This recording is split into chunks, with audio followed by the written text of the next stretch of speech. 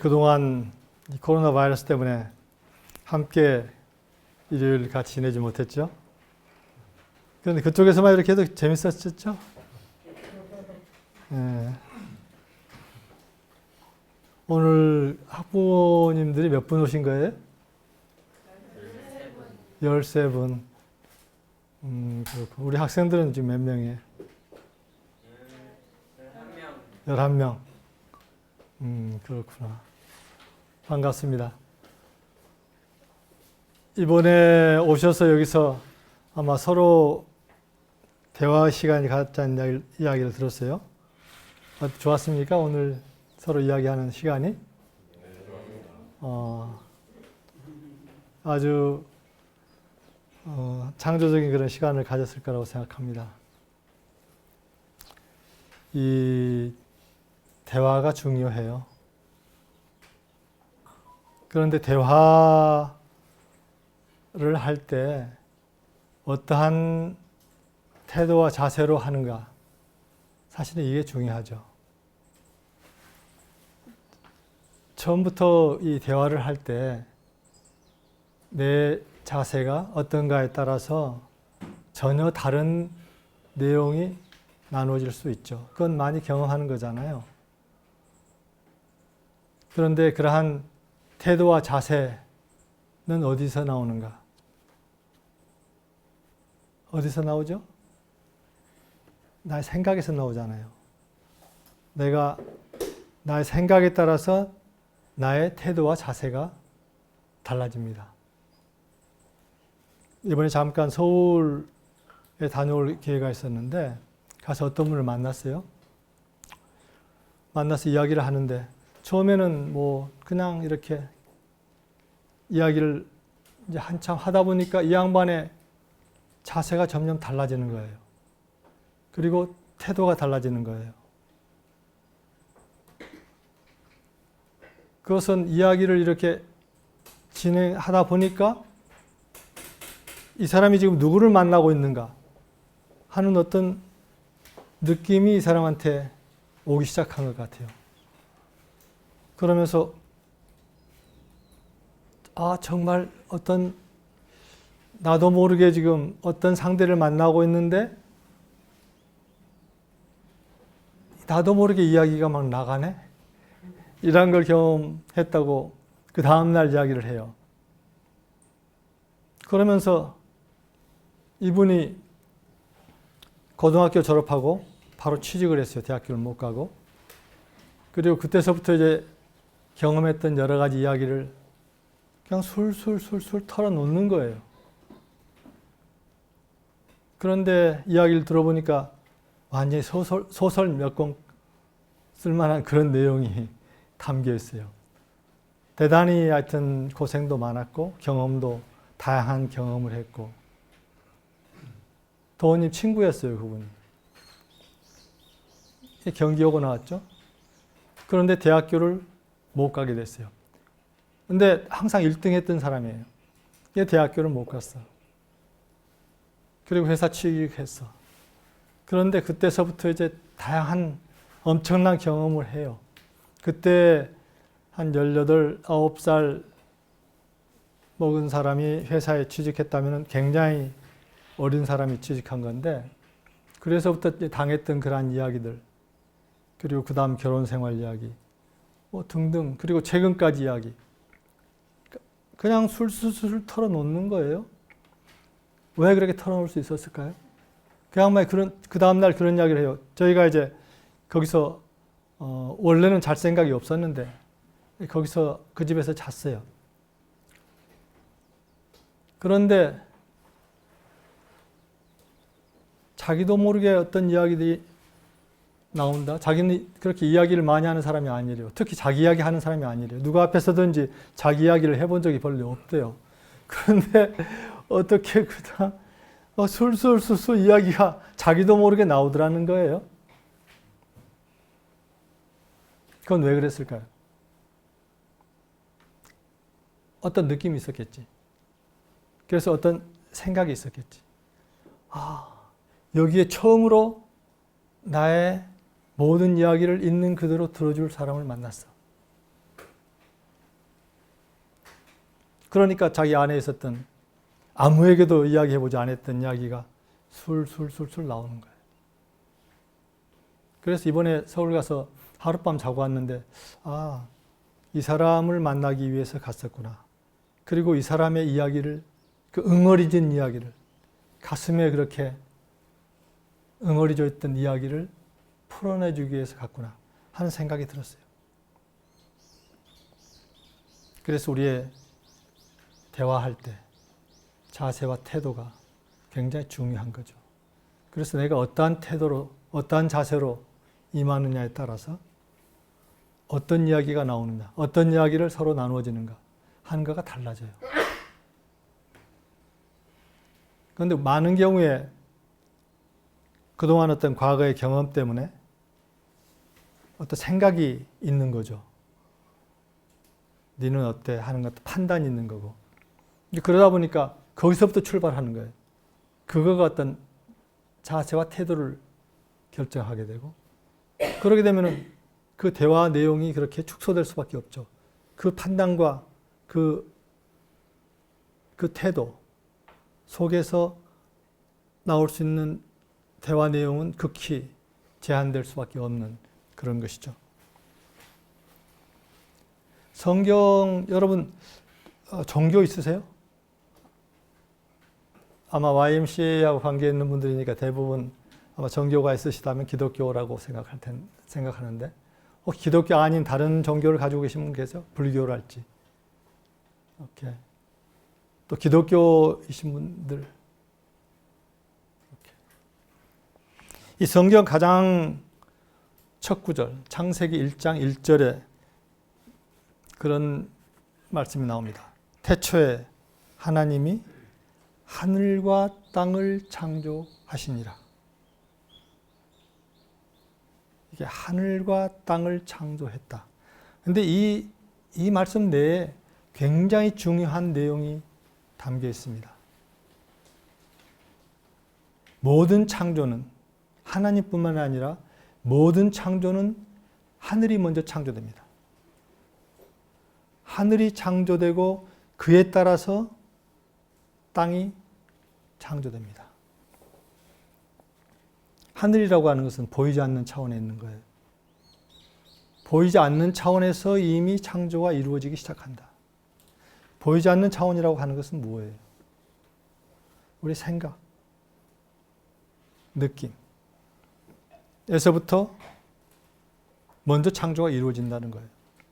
그리고 그 생각이 그냥 나오는 생각이어서는 안 된다는 거예요. 창조를 해야 하는 거예요.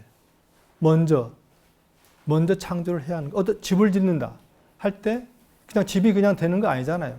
내 생각나는 대로 막 올라오는 대로 이렇게 지어질 수 있는 건 아니잖아요.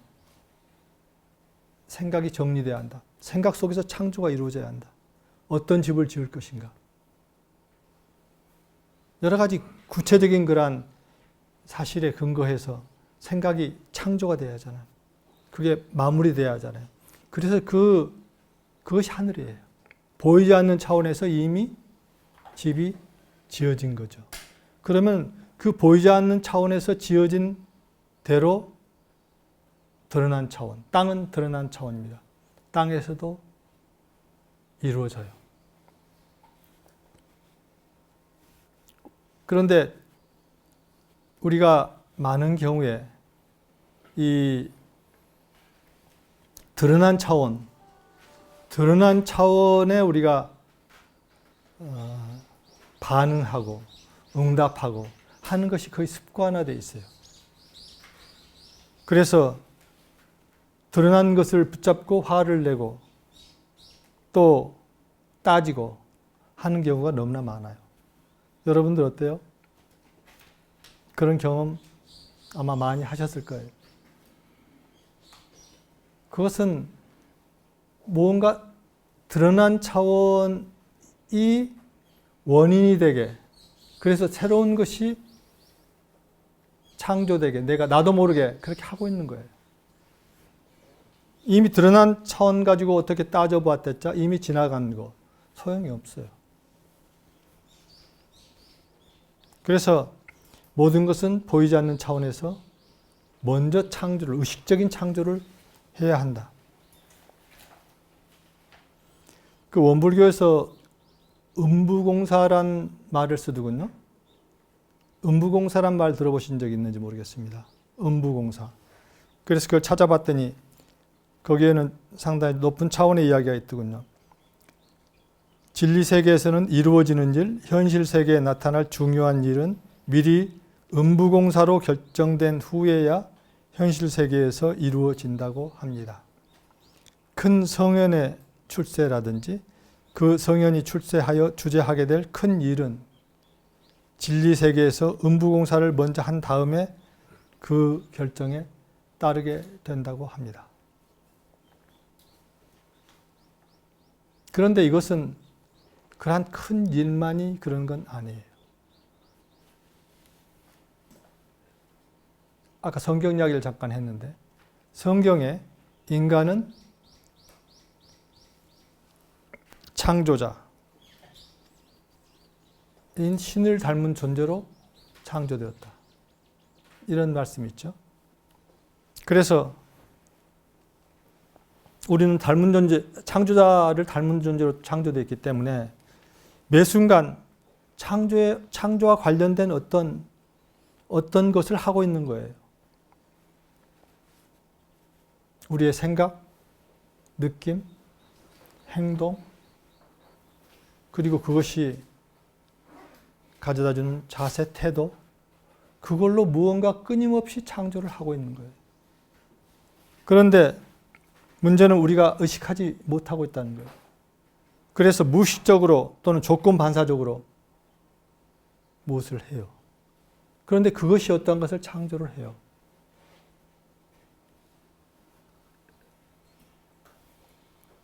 이 창조자라고 하는 것은 우리가 아무리 부정하더라도 부정할 수 없는 숙명적으로 씌워진 어떤 거예요. 우리는 아무리 피해도 그 창조자라고 하는 그러한 나의 정체에서 벗어날 수가 없어요.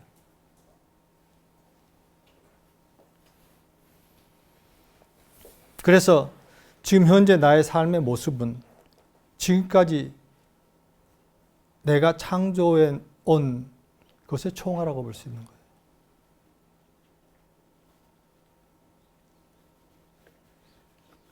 이제 그렇게 되면 상당히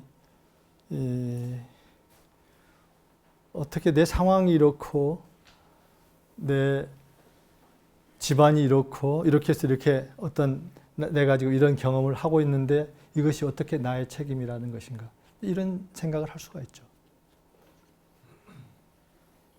그런데 그런 과거가 어떻든 상관없이 이 순간은 나에게 주어진 하얀 캔버스와 마찬가지예요. 화가 앞에 놓여진 하얀 캔버스와 마찬가지예요. 내가 지금 어떻게 그리느냐 하는 것은 100% 나의 자유고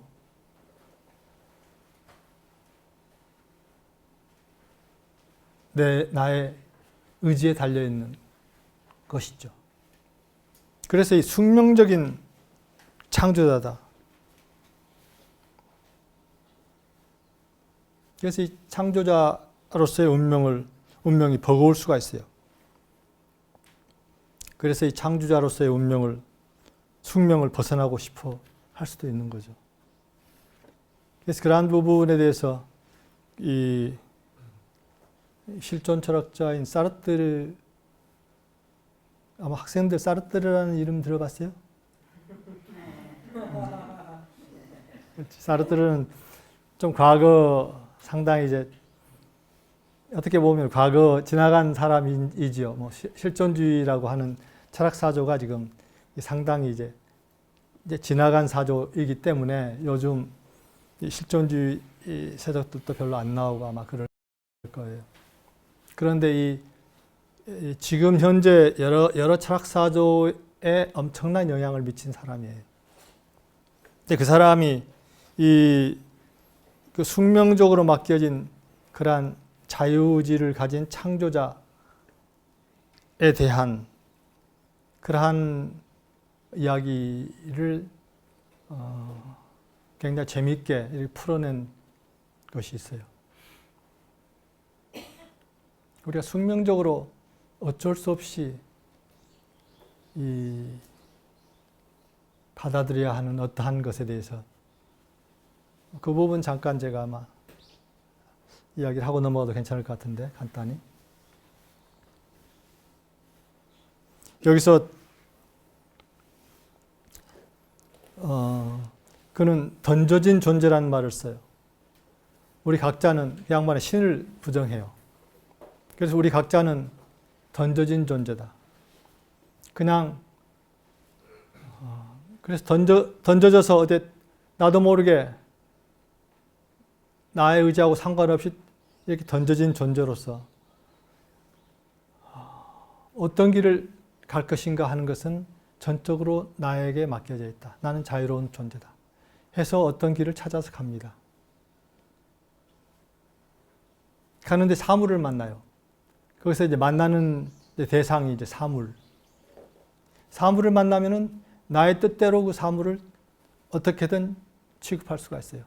그 사물을 치워버릴 수 있고, 내가 산을 만났다. 딱 나가가는데 산이 내 앞길을 가로막는다. 그러면 산을 깎아버릴 수도 있고, 산을 돌아갈 수도 있고, 터널을 뚫을 수도 있고, 내 마음대로 할 수가 있어요. 강물을 만났다. 그럼 배를 타고 지나갈 수도 있고, 다리를 놓을 수도 있고, 나의 마음대로 할 수가 있어요. 사물을 만났다. 그런데 나와 똑같은 그런 존재를 만났다. 타자라고 그래요. 타자. 다른 존재를 만났다. 거기서 타자라는 이제 그런 개념이 나오는데, 다른 존재를 만났다. 그런데 그 다른 존재를 내가 어떻게 할까?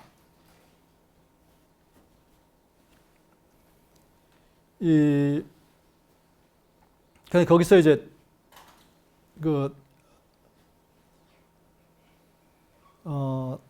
타자를 첫째 사물화 시킬 수가 있어요. 그래서 내 마음대로 그냥 하는 것이지. 그런데 마음대로 되지를 않아. 왜냐하면은 그 타자도 살아있는 존재잖아요. 그 타자로서 여기서 이제 시선이라는 이제 개념이 나오는데, 바라보는 존재란 말이지. 내가 그 타자를 바라본다. 그래서 판단하고, 너는 어떻게 생겼구나 하고 이제 한다. 그런데 그자도 똑같이 나를 바라본단 말이지. 너는 독재자구나. 나를 마음대로 하고 바라본다는 거예요. 노예라 할지라도 주인이 노예를 아무리 내 말을 듣게 하려고 해도 노예가 당신은 잔인한 존재구나 하고 나를 바라본다. 성공적으로 사물화 시킬 수가 없다. 결국 그러면은 그 타자를 사물화 시키는 방법은 죽이는 방법밖에 없다. 거기서 전쟁이라는 개념이 또 나와요. 죽여버린다. 그러면은 타자가 아니다. 그래서 이 타자와 관계에 있어서 사물화 시키는 것은 성공할 수가 없다. 이렇게 나오는 거죠. 그게 이제 사디즘 인셈인데, 사디즘이라고 그래요. 가학성 음란증이라는 용어를 써서 그 사디즘적으로 대할 수도 있다. 거꾸로 만나서 그를 당신 잘 만났어. 내가 이 자유 이거 보고 내 자유를 좀 가져가줘. 당신이 나를 마음대로 해줘. 당신 뜻에 따르겠어요. 어떻게든 나는 당신이 어떻게든 좋아요. 나를 당신 마음대로 해주세요. 이 거꾸로지. 사디즘하고 거꾸로지. 그게 메소키즘이라고. 피학성 음란증이라고. 그래서 이제 타자를 만났을 때 내가 메소키즘적으로 대할 수도 있다. 그런데 그렇게 해줘 하고 바라고 있는 것은 나의 마음이란 말이지. 그렇죠? 그러니까 내가 사물화 될 수가 없어. 나를 마음대로 해줘. 나는 사물화 되고 싶어. 나는 이 자유를 팽개치고 싶어. 한데 그렇게 해줘 하고 바라는 자유를 내가 쓰고 있는 거잖아요. 그것도 성공할 수가 없다. 메소키즘적인 그런 접근도 성공할 수가 없다. 그 다음에 세 번째 형태가 사랑이에요. 사랑은 반 사디즘, 반 메소키즘. 이거가 이제 이렇게 이야기를 하는 건데, 나는 당신을 내 마음대로 하고 싶어. 그리고 당신도 나를 당신 마음대로 좀 해줘. 이런 관계라는 거지. 그런데 이 사랑이라고 하는 것도 성공할 수가 없다. 이제 결론은 이렇게 나와요. 그래서 그래서 이제 공존이라는 말이 나오고, 그럼 어떻게 공존할 수 있는가? 이런 이제 여러 가지 재밌는 그런 논란이 나와요. 앞으로 여러분들 학생들 앞으로 아마 더 공부를 하면서 이런 것들을 더 깊이 좀 공부를 해봐요. 재밌는 그런 철학적인 이야기들이 많이 나와요. 이야기를 하는 것은 우리는 숙명적인 창조자라는 이야기예요. 어쩔 수 없이 매 순간 창조자로 사는 수밖에 없는 존재다. 피할 수 없는 존재다. 굉장히 중요한 인식이에요. 나의 매 순간은 무엇을 하더라도 그것은 무언가를 창조하는 순간이다 하고 생각하는 것은 아주 중요하다. 창조의 반대는 뭐예요? 파괴죠. 창조하는 것이 아니면 파괴하고 있는 거예요. 둘 중에 어떤 것을 끊임없이 하고 있는 것이죠. 그런데 우리가 제대로 창조하려면 하늘을 먼저 창조해야 한다. 보이지 않는 차원에서 먼저 창조를 해야 한다는 거예요. 그래서 하늘이라고 하는 것은 어떤 우리가 비는 대상이 아니에요. 보이지 않는 차원을 이야기하는 거예요. 보이지 않는 차원에서 아까 원불교에서 사용한다는 음부공사를 먼저 해야 한다는 겁니다. 내가 어떤 사람이, 그러니까 이 보이지 않는 차원에서 우리가 굉장히 다양한 일을 할 수가 있어요. 이걸 안다면은 우리가 이 보이지 않는 차원에서 엄청난 일을 할 수 있다는 것을 우리가 알게 되는 건데, 그 부분은 굉장히 우리가 깊게 들어갈 수가 있어요. 우리가 어튜먼트라고 하는 걸 해요. 우리 학생들 어튜먼트 경험들 해봤죠? 그것은 이 어튜먼트라고 하는 것은 조율하는 거예요. 그래서 내가 먼저 조율되고 근원과 조율하고 그리고 상대방이 조율되도록 내가 도와주는 것이 어튜먼트예요. 그런데 이 어튜먼트 중에 장거리 어튜먼트라고 하는 게 있어요. 내 앞에 있지 않고 멀리 있는 사람들에게 내가 축복을 보낼 수 있어요. 그래서 내가 진동으로서 보이지 않는 차원에서 사랑을 보낼 수가 있어요. 어떤 사람이 아프다. 내가 여기서 당장 어떻게 도와줄 수 있는 방법은 없지만은 그분을 내 앞에 있는 것처럼 떠올리면서 내가 사랑을 보내줄 수가 있어요. 그리고 이 사람의 흐름에 따라서 이 사람이 온전히 될 수 있도록 빌어줄 수가 있어요. 그게 어떻게 보면 음부공사의 하나일 수 있어요. 내가 멀리서 어떤 사람을 위해서 그렇게 할 수도 있어요. 그래서 보이지 않는 차원에서 우리가 할 수 있는 일이 엄청나게 많아요. 사실은 보이는 차원은, 이 우주에서 보이는 차원은 사실은 몇 프로 안 된다고 그래요. 90 몇 프로가 보이지 않아요. 인간이 감지할 수 없는 거래요. 우주가 구성되는 것에. 그러니까 인간이 인지할 수 없는 거래요. 우리가 오감으로서 인지할 수 없는 것들이 98% 정도 된다는 거죠. 그런데 우리가 그것을 의식한다면은 그 차원에서 우리가 어떤 역할을 할 수가 있다는 것이죠. 그래서 우리가 그 창조자로서 먼저 그 차원에서 어떤 창조를 먼저 시작할 필요가 있다. 여기서 우리의 태도와 자세가 중요하다는 이야기를 아까 했어요. 우리의 태도와 자세는 생각에서 나오는 거죠. 그래서 이 우리의 태도와 자세를 관련되는 이 생각, 이 마음에 대해서 몇 가지 이야기를 하고 끝내려고 합니다. 이 마음이 변하면 태도가 변하는 것이고, 태도 변화는 행동 변화를 유발하게 된다. 그래서 행동 변화 있기 전에 태도의 변화가 일어난다. 이제 이런 이야기를 합니다. 그리고 이제 우리가 상식적으로 아는 이야기지만은 우리의 행복과 불행은 상황에 따라 또는 환경에 따라 온다고 생각하는 것은 매우 큰 착각입니다. 그런 거죠. 우리 생각들에 대해서 몇 가지를 이야기하는 거예요. 행복과 불행은 마음이 지어내는 것이다. 불교에서 일체유심조라는 어서 오세요. 일체유심조라는 이야기를 하죠. 일체유심조. 우리 학생들 일체유심조란 말 들어봤어요? 오케이. 그것은 모든 것은 오직 마음이 만들어낸다는 거예요. 모든 것은 오직 마음이 만들어낸다. 그리고 화엄경의 핵심 사상이라고 그러는데, 그래서 이 마음, 생각, 그걸 어떻게 갖는가 하는 게 굉장히 중요하다. 우리가 먼저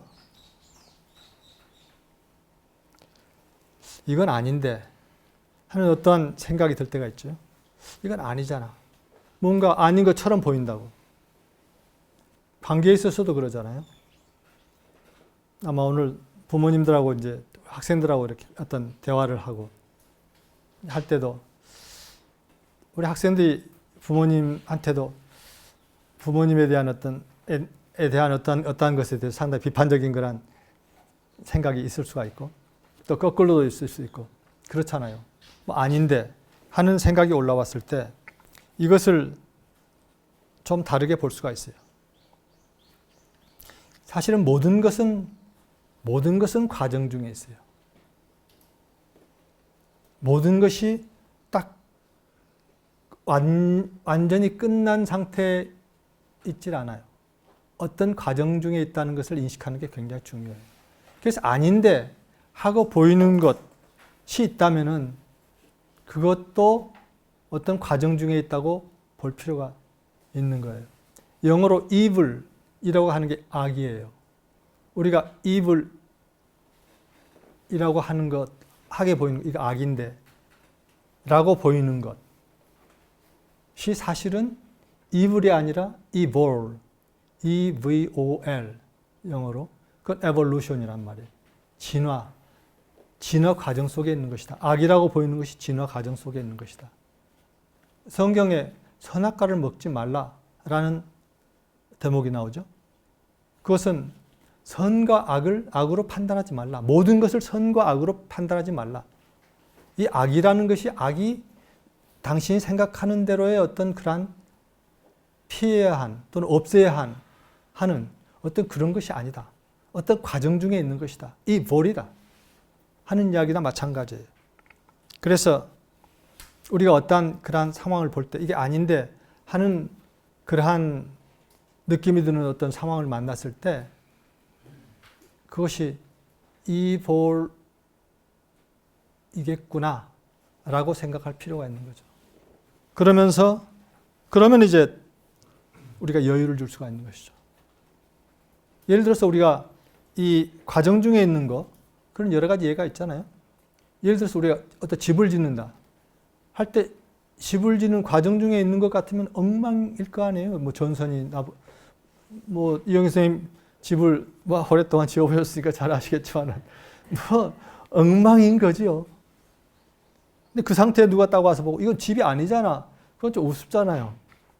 과정 중에 있는 것은 그런 엉망인 거예요.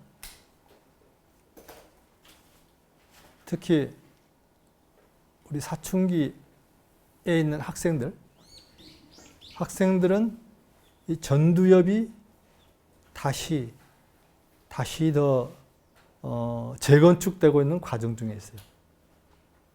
그래서 그 사춘기 이전하고는 전혀 다른 행동과 태도가 나올 수 있어요. 왜냐하면 과정 중에 있기 때문에 이게 그 이전에 있었던 나름대로 이제 전도엽이 어느 정도 안정돼 있었어요. 어렸지만은 그때 나올 수 있는 태도와 전혀 다른 태도가 나와요. 왜냐하면은 이 전도엽이 좀 이렇게 다시 헝클어지는 그런 단계에 있기 때문에 그래서 설득이 안 돼요. 논리적인 설득이 안 돼요. 왜냐하면 전도엽이 아직 정상화되지 않았기 때문에 논리적인 설득이 안 돼요. 그런 경험을 우리 부모님들이 많이 하실 거예요. 우리들도 다 그런 과정을 거쳐왔잖아요. 이 사춘기라고 하는 것은 전도엽이 어떤 과정 중에 있는 것이다. 전혀 다른. 그래서 그때는 예를 들면 어렸을 때 한 10평이나 15평 조그마한 아파트였다면은 그 전도엽이 이제 다시 재건축 과정에 있어가지고 그때 60평, 100평, 150평 이렇게 굉장히 늘리고 있는 과정 중에 있기 때문에 얼마나 큰 변화가 있겠어요. 안에서는 이 전도엽 안에서는 뭐 전쟁 상태와 같은 그런 엉망인 상태일 수도 있는 거예요. 그때 이제 많은 그 사람들 이야기를 들어보면은 그때 집안에서 갈등 속에 견디질 못하고 뛰쳐나가요. 그래가지고 다른 상황 속에서 그러한 갈등이 좀 적은 상황 속에서 완전히 다시 더 커져서 전도엽이 완전히 안정돼서 그래서 위대한 존재가 되는 경우가 많이 있어요. 뭐 위대한 사람들 그런 예들 들자면 한없어요. 아주 많아요. 우리가 그걸 미리 이해한다면은 다르게 우리가 대응할 수가 있는 것이죠. 그래서 이 과정 중에 있다는 것, 진화 과정 중에 있다는 의식을 갖는 것은 굉장히 중요합니다. 그리고 또 한 가지, 나에게 어떤 괴로운 상황이 경험된다면 어떻게 생각해야 하는가?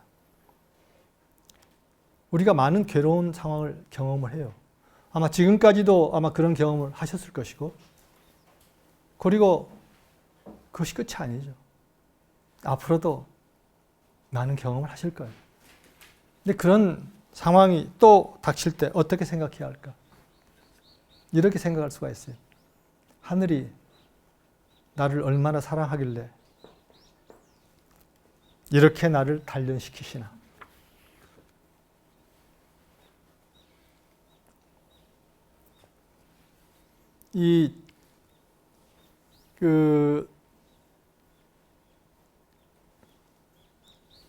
여러 군데에서 그런 단련에 대한 이야기가 나와요. 우리가 잘 아는 바와 같이 맹자의 이제 이런 대목이 가장 유명하죠. 맹자 이야기는 내가 했었죠, 학생들한테는? 안 했어요? 맹자의 이런 대목이 나와요. 하늘이 장차 어떤 사람에게 큰 임무를 맡기려 할 때 반드시 먼저 그 마음의 뜻을 세우기까지 괴로움을 주고 그 육신을 피곤케 하며 그 몸을 굶주리게 하고 그 몸을 궁핍하게 한다. 그가 하려는 바를 힘들게 하고 어지럽게 하는 것은 마음을 쓰는 중에도 흔들리지 않을 참된 성품을 기르고 불가능하다던 일도 능히 해낼 수 있도록 키우기 위함이다.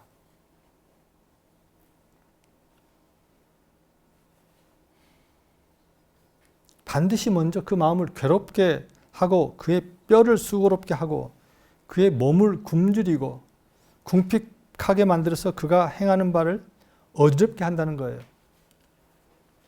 그래서 여러분들이 어려움을 겪는다면 하늘이 나를 그렇게 사랑하시나 이렇게 생각하실 수가 있다는 거예요. 그리고 어떤 경험을 할 때, 어떤 그런 어려운 경험을 할 때 내가 아직도 더 커져야 한단 말인가? 나에게 얼마나 큰 일을 맡기시려고 이렇게까지 단련시키시나? 이렇게 생각을 바꿔서 할 수가 있다는 거예요. 그런데 이게 맹자에만 나오는 게 아니에요. 그게 그 히라베 세네카라고 하는 철학자가 있는데 그 사람의 인생론에도 비슷한 말이 나와요. 거기에 내가 보기에 불운을 당해보지 않은 사람만큼 불행한 사람이 없어. 참 재밌는 말이잖아요. 그런 사람은 자신을 시험해 볼 기회를 갖지 못했기 때문이요.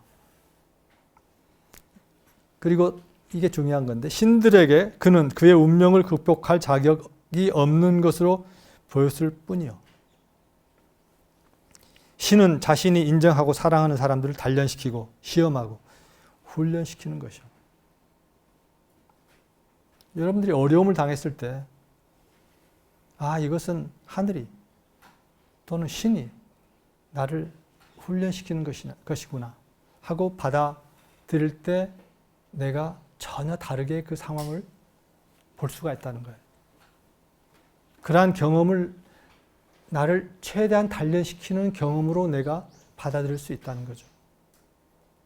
그 경험을 통해서 올 수 있는 나의 단련된 근육은 그 이전에는 내가 없던 근육이에요. 없던 능력이에요.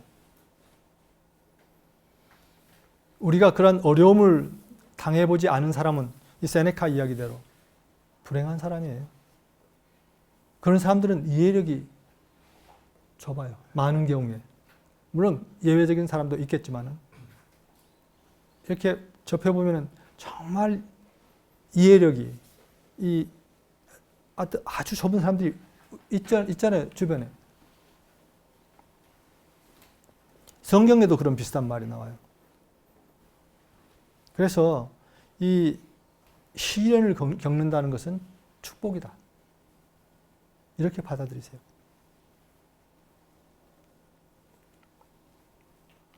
그리고 또 하나, 아마 유명한 말이 있죠. 이 말을 그 랠프 에머슨이 했다는 이야기도 있고 또 딴 사람이라는 이야기도 있고 그래요. 생각이 행동을 낳고, 생각이 모든 것의 출발은 생각이에요. 이 생각이 행동을 낳고, 행동이 습관을 낳고, 그리고 습관은 성격을 낳고, 성격은 운명을 바꾼다. 나의 운명을 바꾸는 것은 무엇인가? 나의 생각이라는 거예요.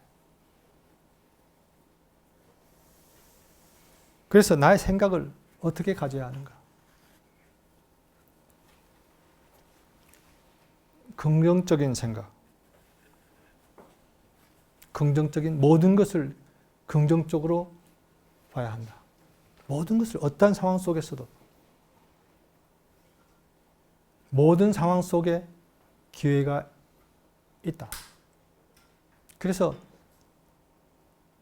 이러한 어려운 상황이 어떻게 기회가 될 수 있어? 이럴 때 이 돋보기를 가지고라도 그 기회를 찾아야 한다는 거예요. 저희가 함께 그동안 쭉 살았던 유진님 여러분 아시죠? 유진님 서비스 많이 들었습니까? 유진님 어머니가 계셨어요. 그 어머니께서 늘 하여튼 즐겨서 누구를 만나든지 즐겨서 전하는 말씀이 있었어요. 그것은 100% 긍정적인 생각은 기적을 낳는다. 이런 말씀이 있어요. 100% 긍정적인 생각은 기적을 낳는다. 그러니까 99%가 아니고 100%. 어떤 부정적인 생각이 조금도 없는 그런 완전한 긍정적인 생각은 사실은 하늘을 움직여요. 하늘이라고 하는 것은 나만의 아니라 보다 더 큰 힘, 우주의 힘을 내가 움직인다는 거예요. 그래서 이 순간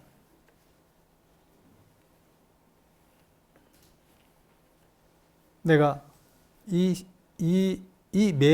매 순간 나에게 다가오는 이 순간에 나의 생각을 어떻게 갖느냐 하는 것이 나의 운명을 끊임없이 창조하고 있다. 나의 미래를 끊임없이 창조하고 있다. 그런데 나는 사실은 분리되어 있는 개인이 아닙니다. 우리 인간은 이렇게 분리되어 있는 그런 개체들이 아니에요. 서로 구물코처럼 연결돼서 이렇게 있는 한 몸체예요.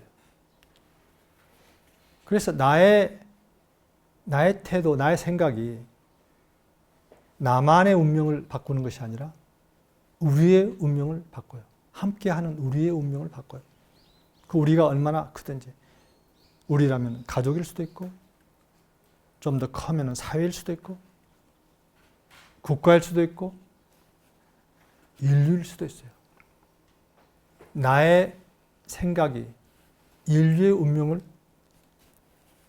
바꿀 수 있어요. 그래서 그렇게 생각하면은 나의 생각, 느낌, 행동, 태도, 자세는 사적인 것이 아니에요. 내 것이 아니에요. 나의 모든 것은 공적인 거예요. 나의 모든 것은 모든 다른 것에 영향을 끊임없이 미치고 있는 거예요. 나의 창조는 나만을 위한 것이 아니에요. 끊임없이 연결되어 있는 다른 존재들을 통해서 영향을 미치고 있는 거예요.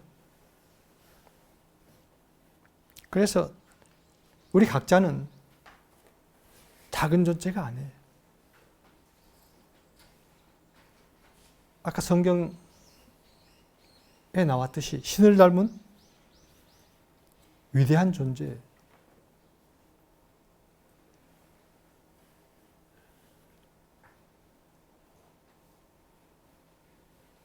작은 존재가 아니에요.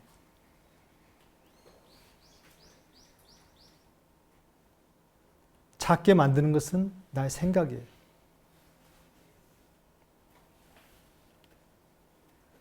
나의 생각이 나를 작게 만들어요. 그런데 나의 생각을 바꿀 때 나의 운명이 바뀌어요. 지금 인류는 여러분들이 잘 알다시피 코로나 바이러스는 큰 재난 속에 헤매고 있죠.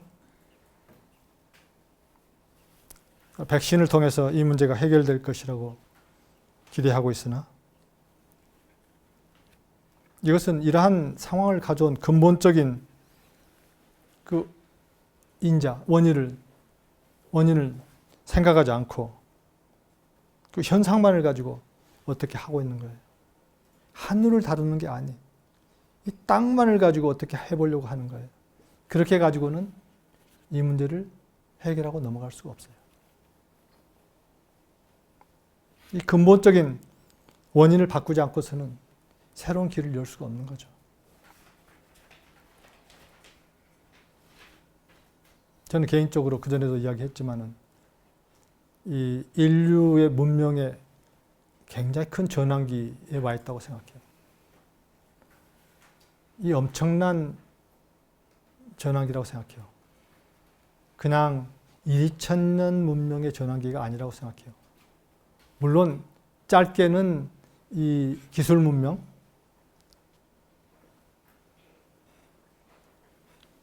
인간 중심적인 기술 문명, 한 500년 역사되는 그것의 전환기지만은 길게 보면은 2500년 추계 시대에서부터 시작됐던 그 마음이 지배했던 그 문명의 전환기라고 생각해요. 그리고 더 길게 보면은 사실은 인간의 타락 이후의 문명의 전환기라고 생각해요. 타락이라고 하는 것은 이제 기독교에서 이야기하는 그러한 어떠한 의식이지만은 그것은 이 선과 악을 가른다는 거예요. 그게 타락이에요. 자기가 창조자라는 것을 잊어버리고 자기가 모든 것을 책임지고 지금부터 창조해 나가는 존재라는 것을 잊어버리고 그걸 놓쳐버리고 살아가는 것, 이걸 타락이라고 생각하는 거예요. 그런데 그 타락한 인간이 다시 원래의 모습으로 드러나지 않으면 안 되는 그런 문명 전환기에 있다고 생각해요. 여기서 중요한 것은 깨어난 의식을 가지고 있는 사람들이에요. 이 깨어난 의식을 가지고 있는 사람들. 누구예요? 바로 여러분이에요.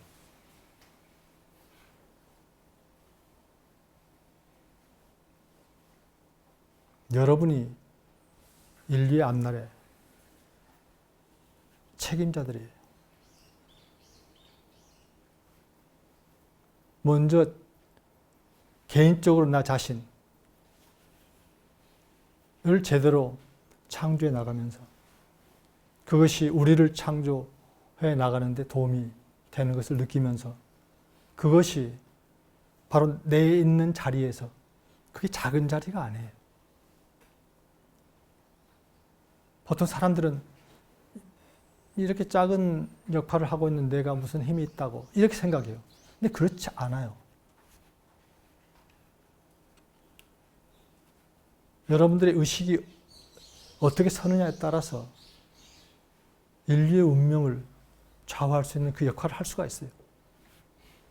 함께 몸체를 이루어서 인류라는 이 배의 방향을 조정하는 방향타 역할을 할 수가 있어요.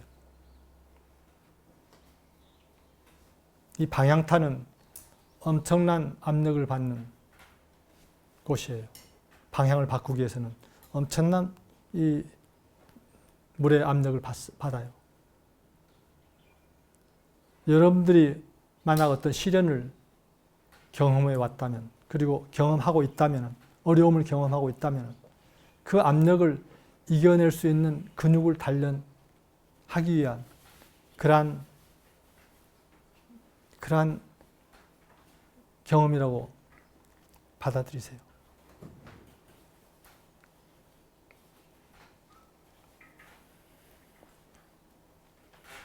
그래서 우리가 궁극적으로는 이런 메시지를 함께 인류에게 보낼 수가 있어요. 지금 어떠한 경험을 하든지 그것은 어떤 원인의 결과일 뿐 앞으로 드러날 미래는 지금 이 순간 우리가 함께 창조하고 있습니다. 우리가 깨어나서 함께 창조하는 그 미래는 빛과 사랑으로 가득 찬 미래가 될 수 있습니다. 아직 내가 그리고 우리가 살아있는 한 그 희망은 남아 있습니다. 인류가 멸망으로 갈 것인가? 아니면 빛과 사랑의 세계를 드러내는 방향으로 갈 것인가? 하는 것은 바로 이 순간 우리가 함께 무엇을 창조하고 있는가에 달려 있습니다. 그러면서 우리가 함께 그 메시지를 이 세상에 함께 내보낼 수 있으면 좋겠습니다. 여러분들은 그러한 메시지를 이 세상에 내보낼 수 있는 그런 자격이 있는 존재들이에요. 큰 존재들이에요. 위대한 존재들이에요. 우리가 위대한 존재로서의 책임을 한시도, 한순간도 놓치지 않았으면 좋겠어요.